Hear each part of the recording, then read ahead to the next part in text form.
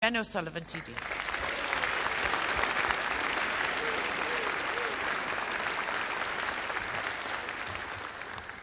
I have a very simple message for you delegates and for the people of Ireland this morning. The kind of issues that we've just heard about here will not be comprehensively dealt with unless Labour is in government.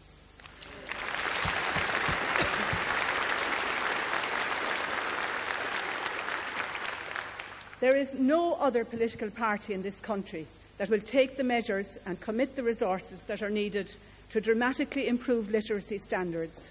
There is no other party that will give children with special learning needs the educational opportunities that are their right as citizens. No other party that will ensure that free education really is free. And no other party that will stop the scandal of parents and schools having to go to St Vincent de Paul for basic essentials such as books, class materials and psychological assessments.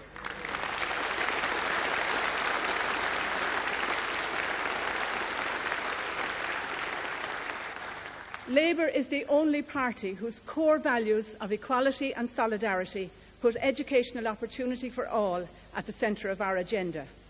That includes the children who are currently being failed by the system, but it also includes the adults who were failed in the past, who never got a chance. We will invest in second chance education in communities all around the country.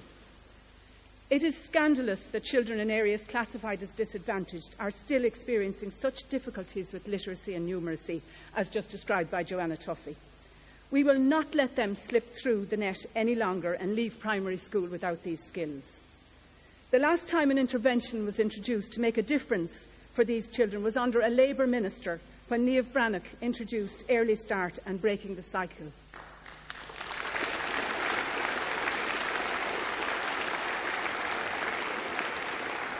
In 10 long years of Fianna Fáil and PD government, there was no expansion of these programmes. It is time to put Labour back in government, and we will provide 1 year's free preschool education for all children, and we will put a range of specific and targeted measures in place to make the right to read a reality for all. Children with special needs will not be treated as second-class citizens under Labour.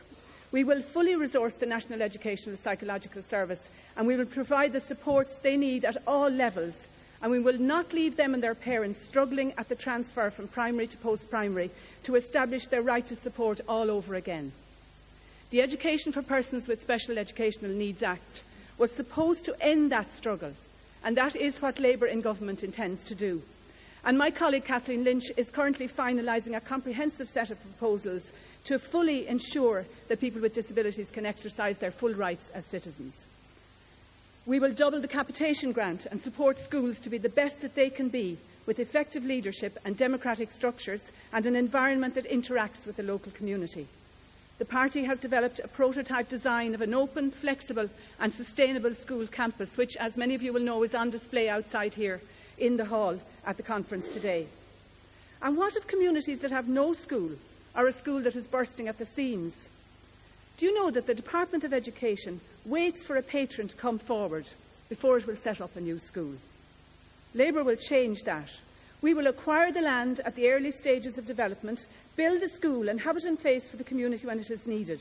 We will not force new schools to spend years in temporary accommodation or prefabs, and we will address the logjam that causes years of frustration for school authorities that are trying to get an extension built to deal with overcrowding.